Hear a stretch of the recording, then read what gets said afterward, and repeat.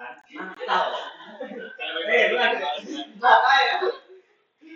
kita pusing mikirin next out, mending next out. Itu yang zaman-zaman.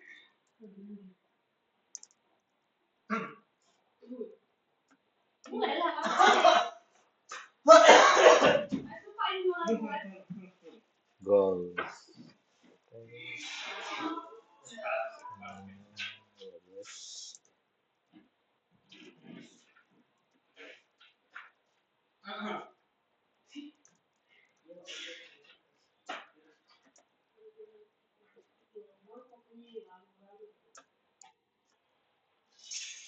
Jadi sebenarnya selamat malam, ingin memperkenalkan diri. Nama saya David Gabriel Subiring dengan NIM 2023312343. Di sel pertama ini yaitu pengimportan kode dari import library sampai dan juga import workload lib, IFO, dan kita memberikan alias PLT dan mendeklarasikan n state sama dengan 3 dan n action sama dengan 4 dan goal state sama dengan 15. Dan kita buat queue table sama dengan np.zeros dalam kurung n states, n actions. Nah, di sini pada n states ini kita mendefinisikan variabel n states dengan 3 dan ini adalah total jumlah state dalam environment kita. Nah, dan juga n action sama dengan 4. Kita mendefinisikan variabel n action dengan 4. Ini adalah jumlah aksi yang bisa dilakukan agent di setiap set. Dalam grid work ini ada 4 aksi yang mungkin, yaitu aksi 0, 1, 2, 3, yaitu kiri, kanan, atas, bawah. Nah, baru ada goal state. Kita mendefinisikan variabel goal state ini dengan nilai 15 karena ini adalah tujuan atau target yang harus dicapai oleh agent. Setelah step 15 adalah step di pojok kanan bawah grid pada baris 3 dan kolom 3. Nah, selanjutnya key table sama dengan np0 ini merupakan bagian yang penting saat kita membuat queue table menggunakan fungsi np0. Nah, queue table adalah struktur data utama dalam key learning yang menyimpan nilai key untuk setiap pasangan state action. Kita coba run.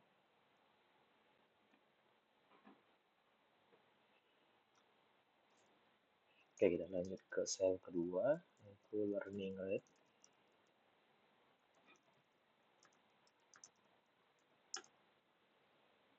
Schooling factor 0,9.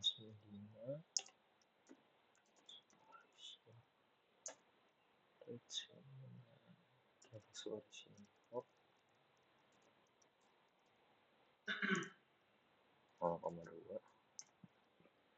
Average 100. Nah, sini kita mendefinisikan learning rate. Nah, ini disimbolkan sebagai alpha dengan nilai 0,8. Learning rate ini berfungsi untuk mengontrol seberapa besar kita mengupdate nilai key value pada setiap langkah pembelajaran. Nah, lalu ada diskon faktor 0,95. Nah, ini disimbolkan sebagai gamma atau Y. Nah, dan selanjutnya ada exploration probabilitas. Nah, di sini kita memberikan nilai 0,2 atau 20% untuk memberikan probabilitasnya. Nah, selanjutnya epoch kita beri jumlahnya 100. Nah, ini sebagai episode training dengan nilai 100. Jadi berarti agent akan menjalani proses pembelajaran sebanyak 100 kali. Kita run. Nah, kita lanjut ke sel berikutnya.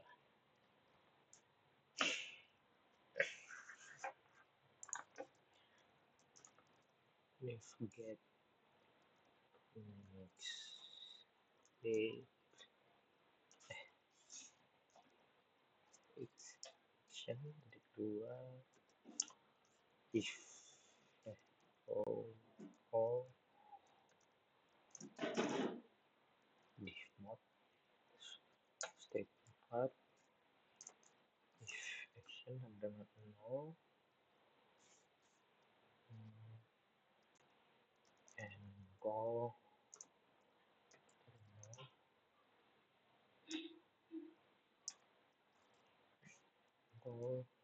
ini sama dengan 1. Kalau end action call kurang dari 3 call plus sama dengan 1, action sama dengan 2 atau dari 0 atau ini sama dengan 1. Jadi action sama dengan 3 and row kurang dari 3 plus sama dengan 1. Return row kali 4 plus call. Nah, ini pada sel ketiga kita menggunakan fungsi get next state, yaitu udah didefinisikan get next state dan kurang state action. Nah, ini kita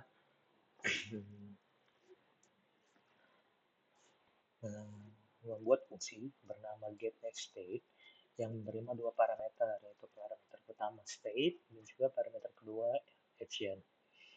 Nah, state saat ini 0 sampai 15 dan action 0 sampai 3. Nah, fungsi ini untuk mengembalikan nomor state berikutnya setelah agent melakukan aksi tertentu dari state saat ini. Nah, lalu ada row, call sama dengan div mode state 4. Ini kita menggunakan fungsi div mode untuk mengubah nomor state menjadi koordinat row baris dan kolom di grid 4x4. Oke. Dan ada if action sama dengan 0 and call lebih dari 0. Nah, ini adalah kondisi untuk aksi di kiri atau action 0. Kita mengecek apakah action itu sama dengan 0 dan kolom lebih dari 0. Nah, jika terpenuhi, maka aksi kiri dan tidak dibalas kiri, maka kita kurangi nilai kolomnya sebanyak 1. Ini berarti agent bergerak satu kolom ke arah kiri. Nah, jika tidak, dia masuk ke kondisi kedua, yaitu elif action sama dengan 1 and kolom kurang dari 3. Nah, kalau terpenuhi, maka kolomnya akan menambah sebanyak 1 ke arah kanan.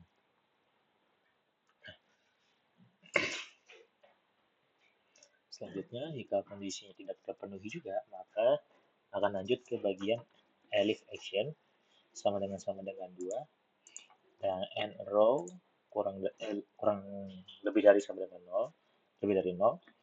Baru kalau berhasil row atau barisnya dikurangi 1. Nah, jika belum memenuhi juga, tadi masuk kondisi terakhir, yaitu jika action sama dengan 3 dan row kurang dari 3, maka barisnya ditambah 1.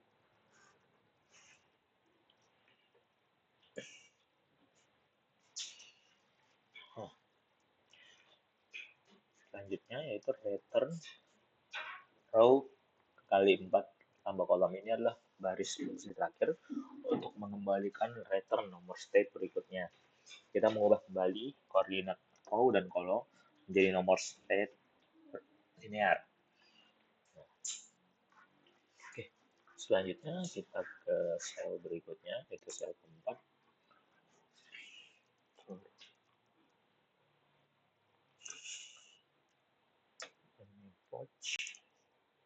Current state variable profile while itu if and random dari function drop action sama dengan and random random no and action. Else action nanti and max current state look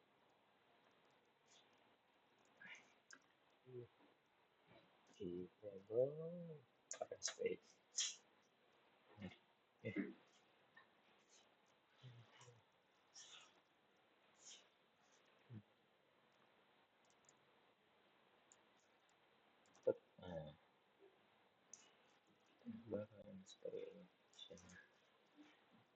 Okay, next state reward on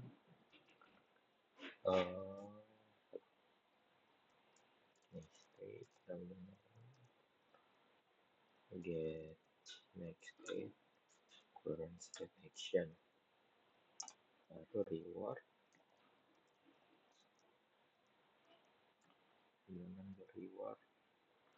salah reward sama dengan satu if next state tunggu state as no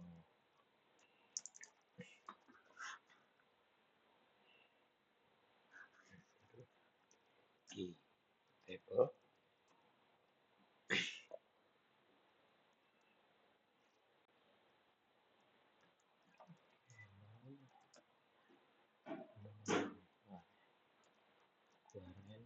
current state action sama dengan reward converter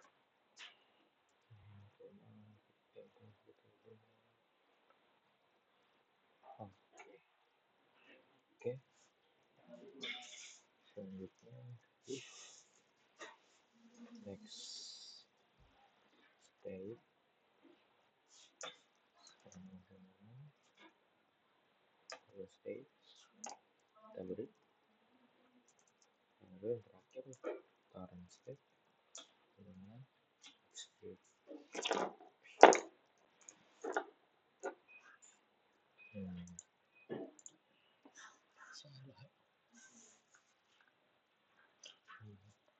salah patient code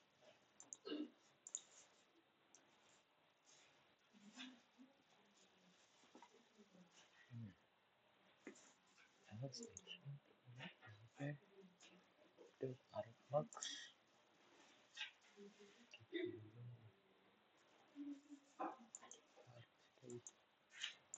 oh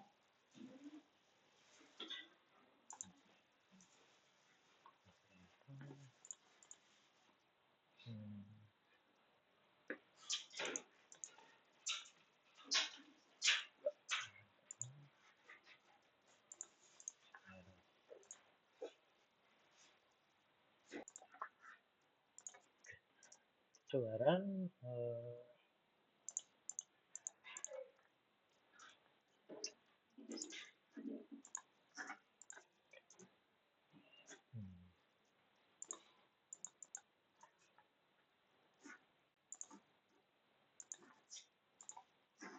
oke penjelasan pada soal 4 itu di sini ada training loop itu Q learning algorithm. Nah, ini adalah outer loop atau loop luar yang mengontrol jumlah setiap episode training. Loop ini akan berjalan sebanyak yang sudah dibuat di rank epoch ini, yaitu sudah dioperasikan pada awal yaitu 100 kali untuk mentrainingnya. Nah, yaitu current state and random random. Di awal setiap episode kita menginisiasikan current state dengan memilih state secara random. Dan juga ada pengulangan while true jika benar.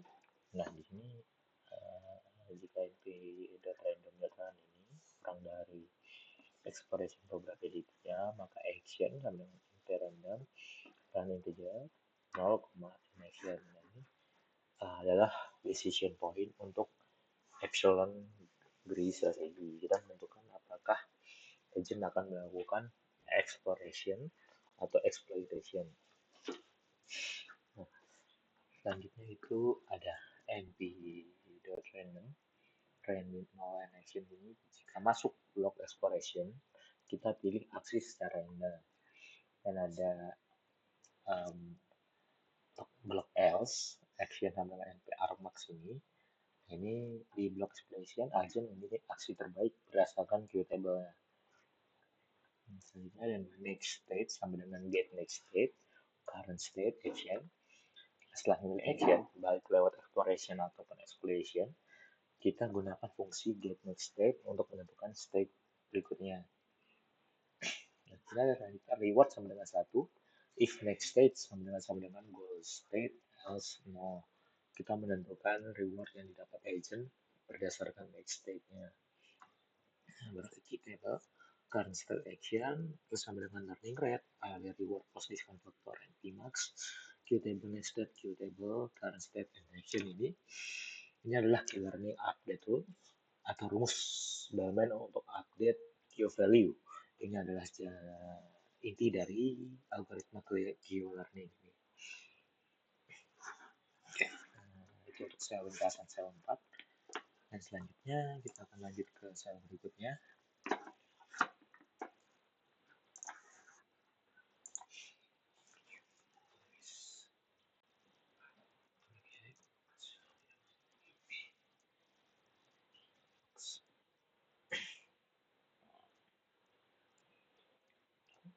Aksi salah satu isi.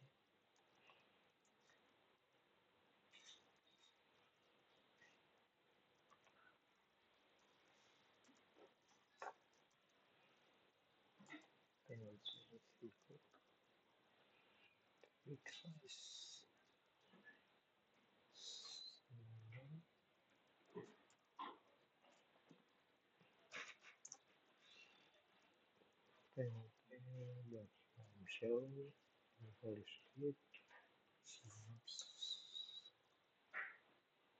kita ganti keluar population yes. Oke, dot warbar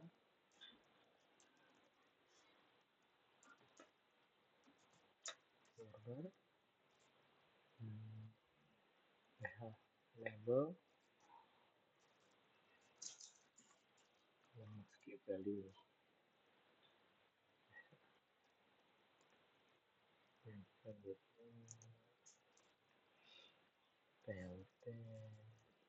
table warna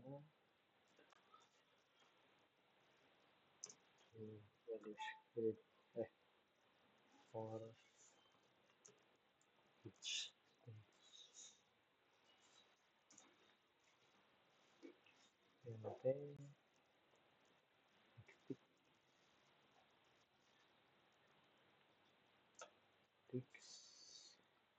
np dot 4 bosnya 423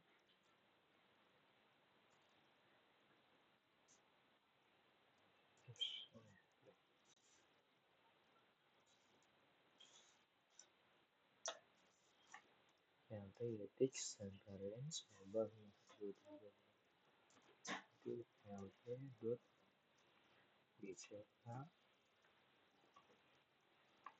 dot karat lt axis true lt dot grid true or in range 4 titik or in range 4 kedua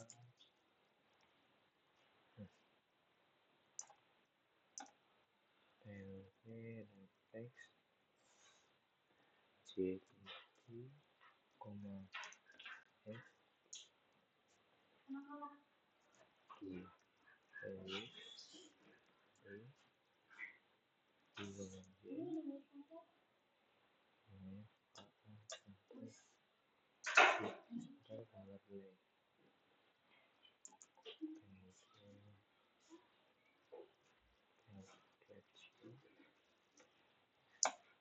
print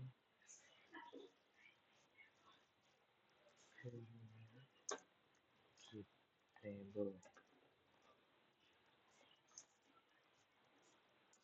print table. Oke. Oke, untuk sel yang terakhir ini akan memberikan output heatmapnya dari rulernya key values for each state. Nah, sini merupakan visualisasi dari dan juga outputnya. Dari sini bahwa kita membuat variabel Q values grid, npmax table axis 1 dan dot reshape 4,4. Jadi kita membuat untuk menyimpan key value maksimal dari setiap state dalam bentuk grid 4x4. Nah, kenapa kita mengambil max key value? Karena key value maksimal untuk setiap state merepresentasikan seberapa baik state yang digunakan dengan max value value tinggi. Artinya state yang dekat dengan goal atau mudah mencapai goal dari sana. Atau bisa dibilang keakuratan dari sebuah model untuk belajar. Ini ada plt.figure. Ini kita membuat figur baru untuk plot dengan ukuran 6 kali 6 inci. Ini ada plt unshow, give value split CMAP column, interpolation ini digunakan untuk display image atau matrix sebagai image, give value split adalah matrix 4x4 yang divisualisasikan dengan CMAP-nya yaitu dengan temanya keluar dari heatmap ini. Nah, ini ada interpolation nearest, berarti tidak ada smoothing. Setiap sel digambar dengan warna solid, tidak ada blending di sel dan menghasilkan grid yang sangat jelas pada heatmapnya. Selanjutnya yaitu ada PLT type atau PLT X, PLT X dan juga PLT GCA yang pakai akses ini. Ini mengatur tick mark dari label di sumbu X dengan NPR yang sempat menghasilkan 0, array 0, 1, 2, 3 sebagai posisi tick.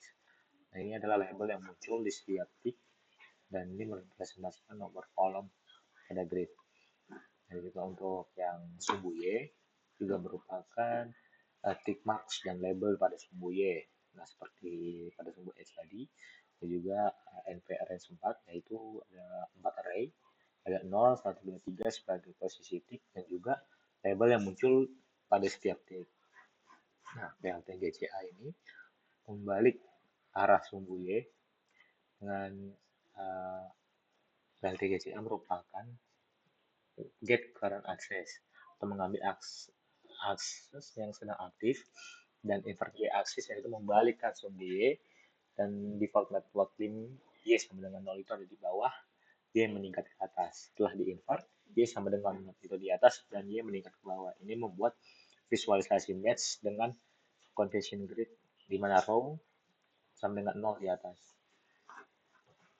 Nah, selanjutnya yaitu ada for I in range 4. Nah, ini memulai loop luar untuk iterasi baris atau row.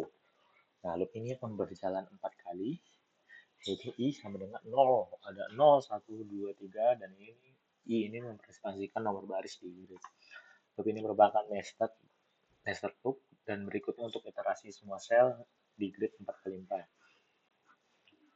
Dan juga for J in range, memulai loop dalam untuk iterasi kolom.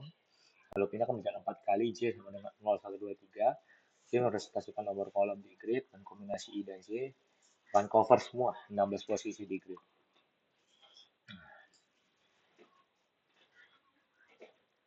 Nah, selanjutnya yaitu PLT show dan framework table itu untuk menampilkan heatmap-nya dengan table grid yang sudah didekorasi di atas sebelumnya. Lalu di sini ada penjelasan area yang jelasnya tanpa pembulatan, yaitu ada 3,7 berapa, 2,8, 2,635 dan juga lain-lainnya. Ini merupakan hasil dari perhitungan dari baik dari rumus EPOS ini dan juga menggunakan key values. Sekian penjelasan dari saya untuk setiap sel.